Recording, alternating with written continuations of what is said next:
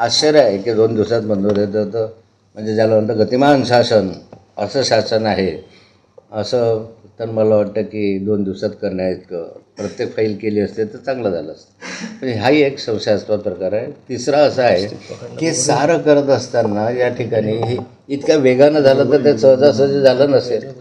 पार्थ पवार हे माननीय उपमुख्यमंत्री अजितदादा पवारांचे चिरंजीव आहे आणि त्यांच्या आदेशाने प्रत्यक्ष अप्रत्यक्ष ह्या फाईली फिरल्या आणि एक 8 दिवसात 15 दिवसात हा व्यवहार कंप्लीट झाला आणि त्यामुळे संशयाची फेरी आपला सुई जी आहे ती अजितदादांकडे पण जाते. मग या संपूर्ण प्रकरणाच्या संदर्भामध्ये चौकशी झाली पाहिजे. ती चौकशी सरकारच्या माध्यमातून करणं उपयोग नाही आहे. तर सरकार चौकशा करतं आणि त्याचं काय पुढे होतं आहे आपल्याला माहिती नाही. पण आता आपल्याला माहीत आहे की अजितदादा पवारांवर आक्षेप घेण्यात आले.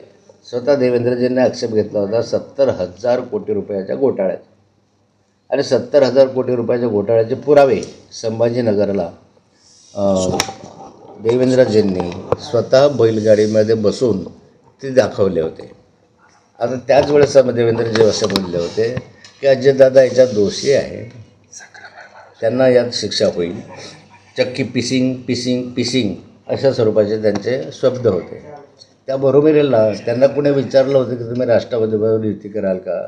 त्यांनी सांगितलं होतं नाही आम्ही राष्ट्रवादीवर कदापि युती करणार नाही. पण नंतर असं झालं की त्या 70,000 कोटी रुपयाच्या घोटाळ्याचं काय झालं, त्या चौकशीचं काय झालं, तसं या चौकशीचं होऊ नये ना. म्हणून प्रशासनाच्या माध्यमातून चौकशी तुम्ही कराल.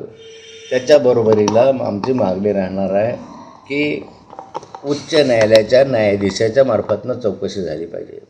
निष्पक्ष चौकशी व्हायची असेल तर उच्च न्यायालयाच्या न्यायपक्षामधून झाली पाहिजे. दुसरं असं आहे की या पार्थची चौकशी करायची असेल आणि त्यांचेच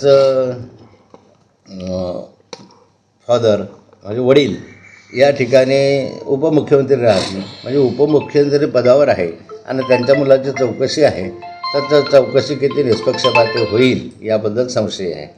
आणि म्हणून या ठिकाणी ही चौकशी चालू असताना किमान चौकशी पूर्ण होईपर्यंत तरी माननीय अजितदादा पवार यांनी आपल्या पदाचा राजीनामा दिला पाहिजे.